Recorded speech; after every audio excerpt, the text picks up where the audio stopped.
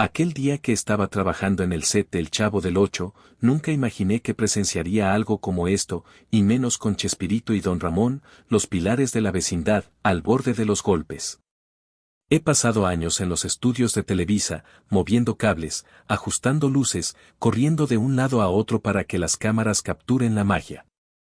Pero en un caluroso mediodía de julio de 1976, el set se convirtió en un campo de batalla cuando Roberto Gómez Bolaños y Ramón Valdés se enfrentaron en una discusión tan intensa que pensé que todo se derrumbaría. Horas después, cuando hablé con Roberto, me contó una historia que cambió para siempre cómo veía el programa. Me explicó por qué él y Ramón casi llegan a las manos, y cerca del final, me confesó un secreto tan oscuro que podría haber destruido el legado de la vecindad. No lo revelaré aún, pero quédate hasta el final, porque esto no es solo una anécdota de un set, es una verdad que pesa más que cualquier cámara que haya cargado. Suscríbete, activa la campana y prepárate para una historia que nunca salió en la vecindad. Era un mediodía de julio de 1976, y el Estudio 8 de Televisa en Ciudad de México era un caos controlado. El sol se colaba por las rendijas de las ventanas altas, iluminando la vecindad del Chavo del Ocho con sus paredes de cartón y el barril icónico en el centro. El aire olía a pintura fresca, café rancio y el sudor de un equipo que llevaba horas grabando. Yo estaba ajustando un reflector, con el calor haciendo que la camiseta se me pegara a la espalda, mientras el equipo corría de un lado a otro, cámaras rodando, técnicos gritando, el elenco ensayando líneas. Roberto Gómez Bolaños, Chespirito, estaba en el centro de todo, con su libreta en la mano, dando indicaciones con esa energía que parecía inagotable. Ramón Valdés, Don Ramón, estaba a un lado, fumando un cigarro y bromeando con los tramoyistas, como siempre. Todo parecía normal, hasta que no lo fue, la grabación iba bien. Una escena clásica donde el Chavo y Kiko peleaban por un juguete, con Don Ramón entrando para dar un zape que haría reír a millones. Pero algo estaba mal. Noté que Ramón estaba más callado de lo usual, su sonrisa menos brillante. Roberto, por otro lado, parecía tenso, revisando su libreta con una intensidad que no era normal. Durante un descanso, mientras los técnicos ajustábamos el equipo, escuché murmullos entre ellos. Ramón está molesto, susurró un camarógrafo. Algo pasó con Roberto anoche. No le di importancia, en un set como ese, los rumores volaban como moscas. Pero cuando la grabación se reanudó, la tensión explotó. Estábamos filmando una escena sencilla, pero Ramón tropezó con una línea, algo raro en él. Roberto lo corrigió, con un tono más cortante de lo normal. Ramón, no me pagues con esas, no me vengas con eso, dijo, sin levantar la vista de su libreta. Ramón, que solía tomar las correcciones con una risa, se quedó quieto, el cigarro colgando de su boca. No me hagas repetir lo mismo, Roberto, dijo, con una voz baja pero firme. El set se congeló. Carlos Villagrán, Kiko, dejó de inflar los cachetes. María Antonieta de las Nieves, la Chilindrina, se quedó con la boca abierta. Hasta el director de cámaras, un tipo que nunca paraba, se detuvo. Roberto levantó la vista, sorprendido. ¿Qué te pasa, Ramón?, preguntó, con un filo en la voz. Y entonces, todo se descontroló. Ramón tiró el cigarro al suelo y dio un paso hacia Roberto. ¿Qué me pasa? ¿Tú sabes qué me pasa?, gritó, su voz resonando en el set. Roberto no se achicó, dejó caer su libreta y se acercó, los ojos encendidos. Si tienes algo que decir, dilo, pero no aquí, respondió, señalando el set. Los dos estaban a centímetros uno del otro, las manos apretadas, como si estuvieran a punto de saltarse encima. El equipo se quedó paralizado, y yo, con el reflector a medio ajustar, sentí que el aire se volvía pesado. Florinda Mesa, doña Florinda, corrió desde el fondo del set, gritando. Ya, los dos, cálmense. Rubén Aguirre, el profesor Girafales, intentó meterse entre ellos, pero Ramón no apartó. No, Rubén, esto es entre él y yo, dijo, sin quitarle los ojos a Roberto. Por un segundo, pensé que realmente llegarían a los golpes, pero el director gritó, corte, y el momento se rompió. Roberto y Ramón se separaron, respirando fuerte, mientras el set volvía a la vida con murmullos nerviosos. Ramón salió furioso, tirando la puerta del camerino. Roberto se quedó quieto, mirando el suelo donde había caído su libreta. El resto del elenco estaba en shock. Carlos Villagrán susurraba algo a María Antonieta, Edgar Vivar, el señor Barriga, se rascaba la cabeza, confundido, y Angelines Fernández, la bruja del 71, miraba a Roberto con preocupación. Yo volví a mi reflector, pero no podía sacarme la escena de la cabeza. ¿Qué había pasado entre esos dos, que siempre parecían hermanos? El resto de la grabación fue un desastre. Nadie estaba concentrado, y el director terminó el día temprano. Horas después, cuando el sol seguía alto y el set estaba casi vacío, vi a Roberto sentado solo en el patio de la vecindad, con su libreta en las manos. Me acerqué, no sé si por curiosidad o por instinto, y le pregunté si estaba bien. No mucho, amigo, dijo, con una sonrisa cansada. Pero gracias por preguntar. Su voz era suave, pero sus ojos tenían una sombra que no había visto antes. Le ofrecí un café de la máquina del estudio, y lo aceptó, sentándose en el barril del Chavo como si fuera el lugar más natural del mundo. ¿Qué pasó con Ramón?, pregunté, con cuidado de no sonar entrometido. Él suspiró, mirando la libreta. Es complicado, dijo. Ramón es mi amigo, mi hermano. Pero hay cosas que, no puedo explicarle. No todavía. Sus palabras eran crípticas, pero me intrigaron. Sabía que había algo grande detrás, algo que no iba a soltar tan fácil. El calor del día seguía apretando, y el estudio estaba tranquilo, con solo el zumbido de los ventiladores y el eco de los pasos de los últimos técnicos. Roberto empezó a hablar, como si necesitara desahogarse. Me contó sobre los días dorados de El Chavo, cuando el programa era un sueño que se hacía realidad. Describió el set como un lugar lleno de vida, donde cada día nacía una risa nueva. Habló de Ramón Valdés, el hombre que llegaba con un cigarro y una broma que hacía reír a los técnicos antes de que las cámaras rodaran. Habló de Carlos Villagrán, Kiko, pavoneándose con un carisma que llenaba el set, aunque sus discusiones con Roberto eran legendarias. María Antonieta de las Nieves, la Chilindrina, era un torbellino de energía, siempre con una idea para mejorar una escena. Rubén Aguirre, el profesor Girafales, traía una seriedad que se deshacía en risas fuera de cámara, mientras que Edgar Vivar, el señor Barriga, y Angelines Fernández, la bruja del 71, eran la calidez que mantenía unido al elenco. Y Florinda Mesa, su doña Florinda, su amor, era la fuerza que lo mantenía en pie, aunque sus debates sobre los guiones podían durar horas. Esos eran días en los que todo parecía posible, dijo, con una sonrisa que se desvaneció rápido. Pero cada sueño tiene su sombra. Le pregunté por qué él y Ramón casi llegan a los golpes, pero no respondió directamente. En cambio, habló de la presión de Televisa, de cómo Emilio Azcárraga Milmo, el Tigre, dirigía la empresa como un reino donde cada éxito tenía un precio. El Tigre quería que el Chavo llegara a cada rincón del mundo, dijo, pero no te dicen cómo se paga eso. Mencionó las giras internacionales, estadios llenos en Argentina, Chile, Perú, donde el dinero parecía fluir sin explicación. Eso no se paga con los ingresos de un programa de comedia, dijo, con una mirada que me heló. Había otros recursos, otras personas detrás. Sus palabras eran vagas, pero cargadas, como si estuviera rozando un secreto que no estaba listo para soltar. Seguimos hablando mientras el sol bajaba, proyectando sombras largas en el set. Roberto parecía más ligero, como si compartir pedazos de su historia lo aliviara. Me contó anécdotas del set que me hicieron reír, como Ramón improvisó una escena donde don Ramón se caía de una escalera y todos terminaron en el piso de la risa, o como Florinda y él discutieron una hora por una línea que al final se convirtió en un clásico. Pero cada historia tenía un trasfondo, una sombra. Ramón sabía cosas, dijo, mirando su libreta. Nunca lo dijo, pero lo sabía. Y hoy no pude soportarlo más.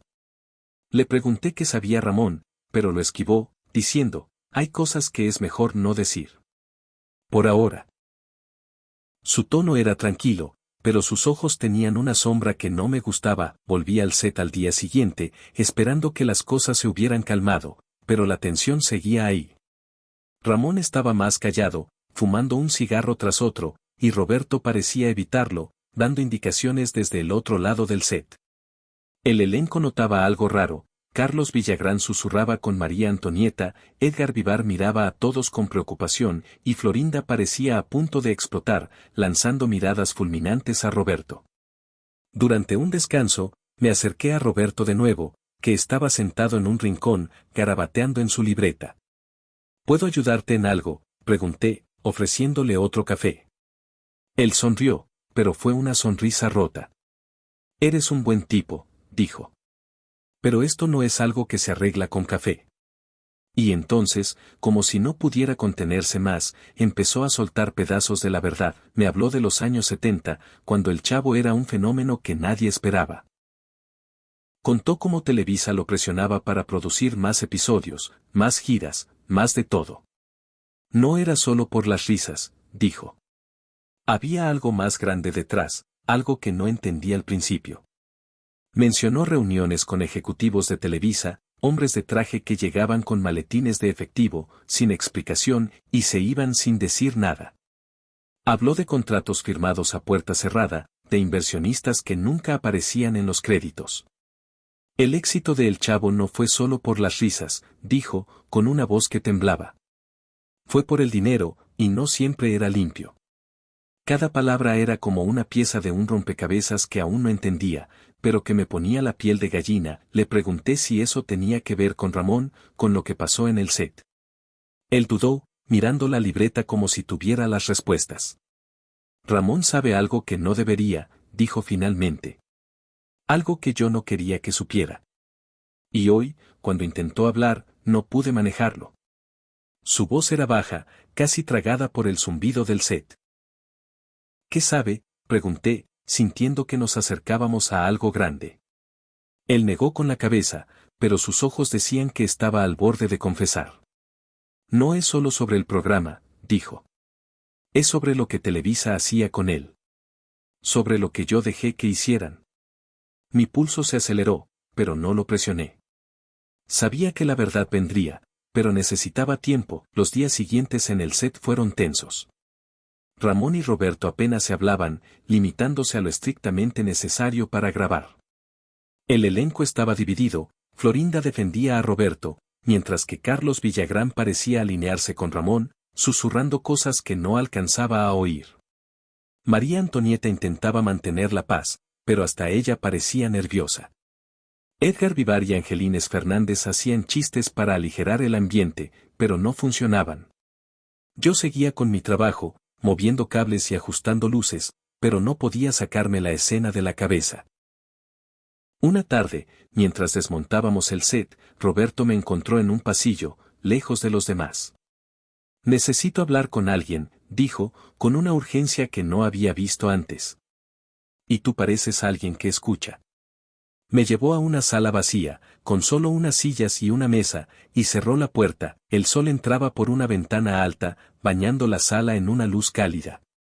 Roberto se sentó, con la libreta en las manos, y empezó a hablar como si no pudiera parar. Me contó más sobre las giras, sobre estadios llenos en Colombia, Perú, Argentina, donde el dinero fluía sin explicación. Eso no se paga con comerciales de galletas, dijo, con una risa amarga. Había otros intereses, otras personas. Habló de hombres de traje caro que aparecían en los camerinos, ofreciendo apoyo que nunca se explicaba. Televisa manejaba todo, dijo. Yo solo era el que escribía las risas. Mencionó una gira en Colombia, en 1975, donde un hombre le dio un maletín lleno de dinero después de un show. Dijo que era un regalo para el programa, pero no era un regalo, dijo. Era un trato. Y yo no pregunté para qué, le pregunté si Ramón sabía algo de eso, y su rostro se endureció. Ramón siempre fue más listo de lo que parecía, dijo. No era solo el tipo que hacía reír. Escuchaba, observaba. Y hace unas semanas, empezó a hacer preguntas. Sobre los guiones, sobre ciertas líneas que no tenían sentido. Fruncí el ceño, confundido. ¿Líneas?, pregunté. Él asintió, mirando la libreta. No eran solo chistes. Había cosas en los guiones, frases, números, que no eran para el público. Eran mensajes. Mi corazón dio un salto. Mensajes, repetí. Él asintió, pero no dio más detalles, como si temiera que las paredes del estudio lo oyeran. Finalmente, una semana después, cuando el sol estaba bajo y el set estaba casi vacío, Roberto me llamó a un lado de nuevo. No puedo seguir callando, dijo, con una voz que temblaba. Ramón lo sabe, y por eso casi nos enfrentamos. No puedo perderlo, pero tampoco puedo contarle todo. Le pregunté qué sabía Ramón, que era tan grande que casi los llevó a los golpes. Cerró la libreta, respiró hondo, y soltó la bomba. El Chavo del Ocho no era solo un programa, dijo, su voz apenas un susurro. Era una fachada. Televisa lo usó para enviar mensajes codificados, para políticos, empresarios, gente con poder en México y América Latina. Y yo lo permití. No quería, pero no tuve opción. Era la única forma de mantener el programa vivo. Me quedé helado, el reflector que estaba ajustando olvidado en mis manos. Mensajes codificados, repetí, tratando de procesar. Él asintió, los ojos fijos en la libreta. No sé todos los detalles, y no quiero saberlos. Pero en los 70, cuando el Chavo se volvió un fenómeno, Televisa vio una oportunidad. Los guiones, las escenas, incluso los números de los capítulos, había mensajes escondidos, cosas que solo ciertas personas entendían. Nombres, fechas, instrucciones. Todo disfrazado de comedia. Y yo, para proteger mi sueño, dejé que lo hicieran. Sus ojos se llenaron de lágrimas, y su voz tembló como nunca. ¿Quiénes eran?, pregunté, aunque temía la respuesta. Negó con la cabeza. No lo sé con certeza. Hombres con poder, con nombres que no se dicen en voz alta. Venían a las giras, a los eventos, siempre en la sombra. Televisa los manejaba, y yo solo seguía escribiendo guiones, haciendo reír a la gente. Pero cada risa, cada episodio, tenía un precio. Hizo una pausa, mirando el set vacío. Ramón empezó a sospechar. Notó cosas raras en los guiones, frases que no encajaban. Hace unas semanas, me confrontó. Quería saber por qué ciertas líneas no podían cambiarse, por qué ciertos números aparecían una y otra vez.